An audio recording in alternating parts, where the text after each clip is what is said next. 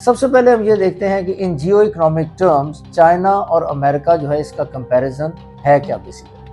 اگر ہم in terms of G D P دیکھیں اور ٹوٹل اکانومیز دیکھیں دونوں کنٹریز کی، تو امریکہ کی جو اکانومی ہے وہ تقریباً $29 ٹریلین کی اکانومی ہے، جبکہ ایز اگینسٹ اٹ چائنا جو ہے وہ تقریباً $19 ٹریلین کی اکانومی ہے۔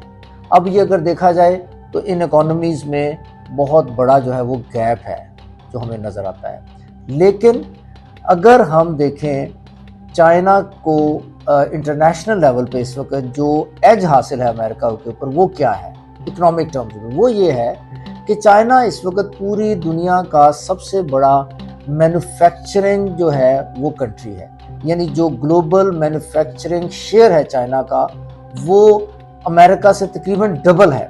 تو ایک طرف چائنا کی اکانومی امریکہ سے کم ہے یا چھوٹی ہے in terms of G D P, لیکن دوسری طرف مینوفیکچرنگ کی مد میں چائنا جو ہے وہ امریکہ سے تقریباً ڈبل ہے۔ یہ دونوں کا جیو اکنامک کمپیریزن ہے سمپلسٹک فارم میں۔